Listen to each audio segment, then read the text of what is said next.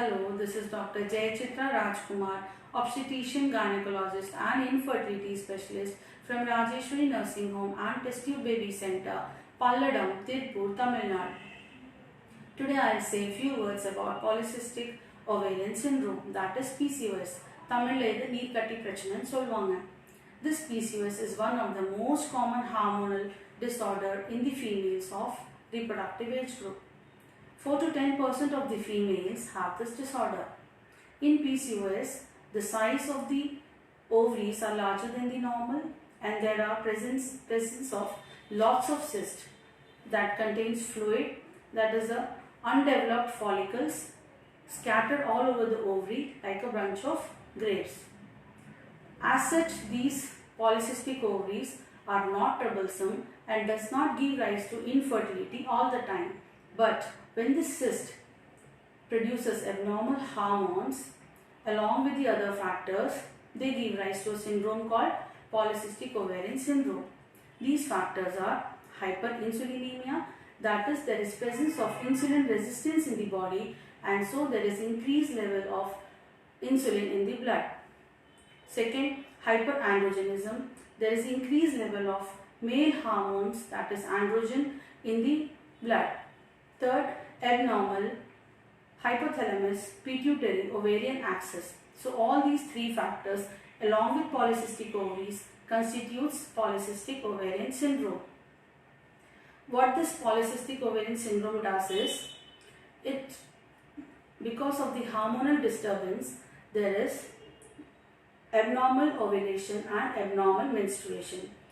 In a normal individual, in the first half of the cycle, under the influence of FSH and estrogen, a follicle gets developed into a mature egg and gets released from the ovary. From 14th day of this ovulation, we get the menstruation after the withdrawal of estrogen and progesterone hormones. So, this is a normal menstrual cycle of 28 days.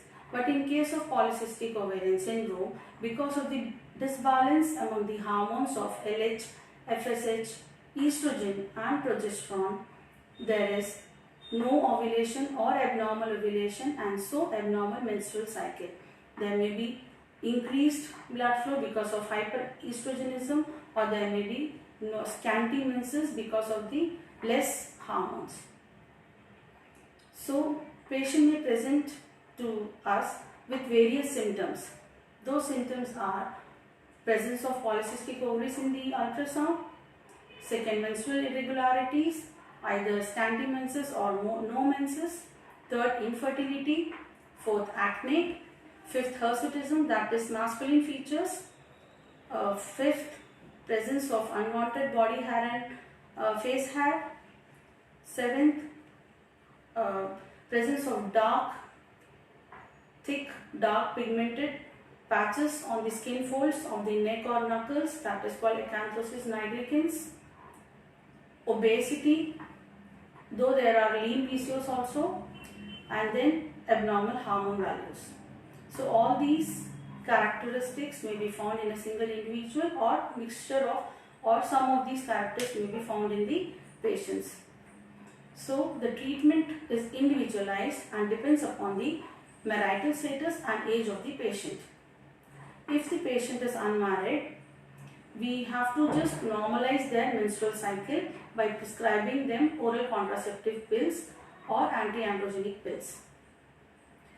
We can also give them insulin sensitizers like metformin or myoinositol.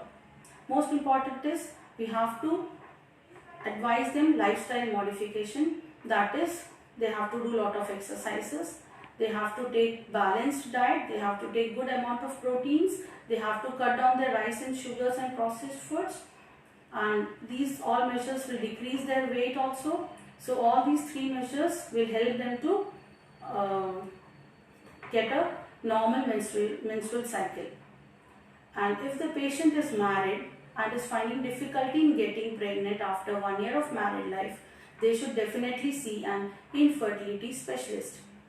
When they come to us, we make them undergo all these tests of blood test and ultrasonography. Based on the levels of the hormones, we treat them.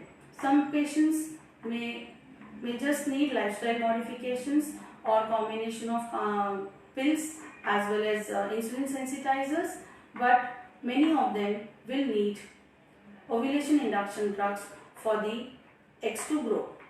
So we prescribe them clomiphene or letrozole or injection gonadotropins. In most of the cases, they'll respond to this. If they don't respond to the medical treatment, the patient may be advised laparoscopic ovarian drilling, in which we puncture the ovaries and the fluid which contains lot of androgen is released from the ovaries. So such ovaries then become more responsive to our treatment of ovulation induction drugs. So 80 to 85% patient will get response with this ovulation induction drugs or IUI, but in 10 to 15% patients such measures may not help. So such patients we advise in vitro fertilization, that is IVF. In this IVF we prescribe them hormonal injections so that we get many more good number of eggs as well as good quality of eggs. So during ovum pickup we get good quality of eggs and good number of eggs. So after the fertilization, the good embryos are then transferred into the patient as a fresh embryo transfer or mostly on a later date as frozen embryo transfer. So viewers, now we have seen that PCOD is not very dangerous as people think, and it is also not a cystic disorder in which a patient think that we remove the cyst and they get alright. No, it is a hormonal disorder and it has to be treated as I said. So viewers, so don't hesitate to come to hospital for PCOS. Kindly visit hospital. And for my Tamil viewers, I'll soon come up with a Tamil video. Thank you so much.